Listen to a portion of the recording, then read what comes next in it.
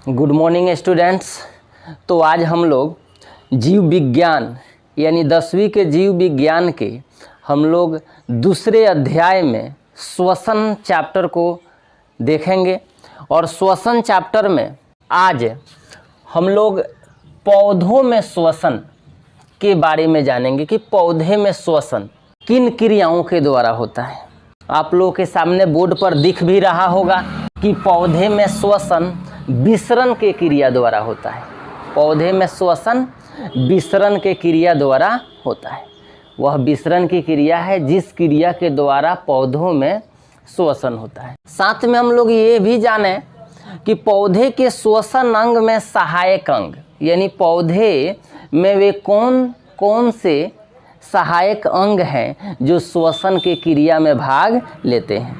तो पौधे में श्वसन के क्रिया में सहायक अंग है रंध्र।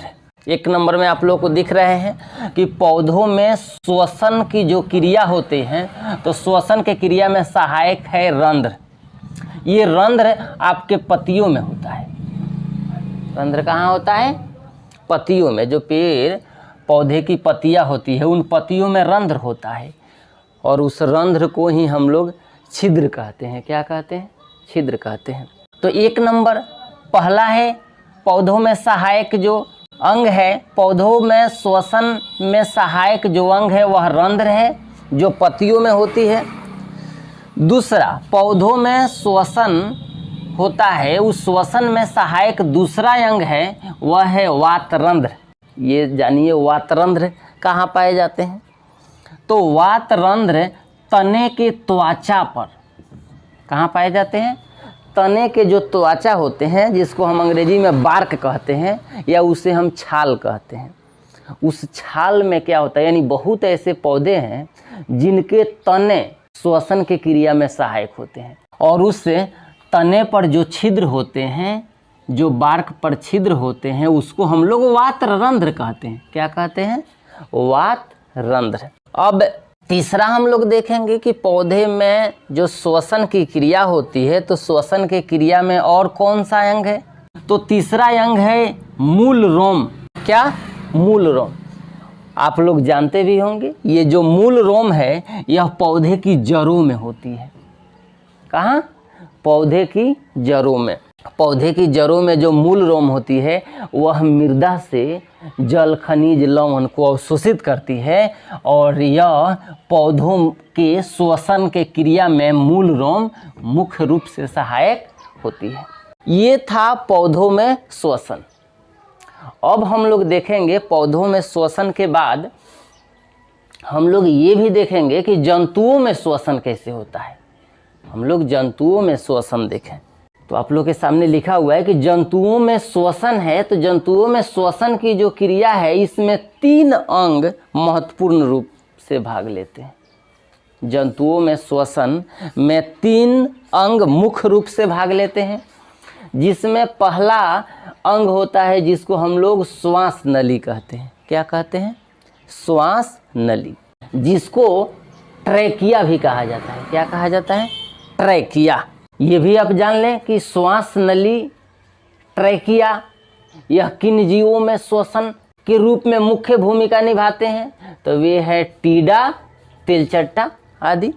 यानी टीडा है, तिलचट्टा है, इसमें श्वास नली द्वारा यानी ट्रैकिया द्वारा श्वसन की क्रिया होती है। दूसरा जंतुओं में श्वसन जो अंग है वह दूसरा अंग है वह है गिल्स। क्या है?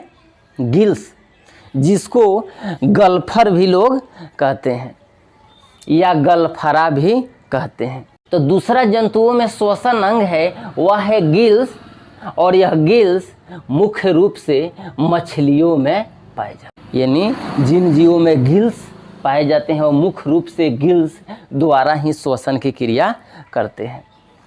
अब हम लोग तीसरे अंग को देखें कि जंतुओं में जो श्वसन की क्रिया होती है वह 3 अंगों द्वारा होती है। तो तीसरा अंग कौन सा है? तो तीसरा अंग है जो फेफड़ा। जंतुओं में जो श्वसन अंग है, मुख्य श्वसन अंग है वह है फेफड़ा और हम लोग फेफड़ा को लंग्स कहते हैं। क्या कहते हैं? लंग्स। या मनुष्य जो श्वसन की क्रिया करते हैं उसमें मुख्य श्वसन अंग के रूप में कौन काम करता है? फेफड़ा। यह फेफड़ा मनुष्य में पाए जाने वाला मुख्य श्वसन अंग है। तो छात्रों, जहाँ तक मेरा ख्याल है कि आप अच्छी तरह से समझ गए होंगे कि पौधों में श्वसन कैसे होता है और जंतुओं में श्वसन कैसे होता है, और पौधे में श्वसन अंग में कौन कौन से अंग सहायक हैं, और जंतुओं के श्वसन में श्वसन अंग के रूप में कौन कौन से अंग कार्य करते हैं। तो इस वीडियो को आप लोग देखें और अच्छी तरह से समझें। इसके बावजूद भी आप लोगों को अगर कोई डाउट रह गया है तो उसे कमेंट सेक्शन में जाकर अपने डाउट को पूछ सकते हैं। अगर आप लोगों को यह वीडियो अच्छा लगा हो तो इस वीडियो को लाइक एंड शेयर ज़रूर करें, और इस चैनल पर बने रहने के लिए आप अगर पहली बार मेरा यह वीडियो देख रहे हैं तो मेरे चैनल को सब्सक्राइब ज़रूर करें। धन्यवाद। जय हिंद, जय भारत।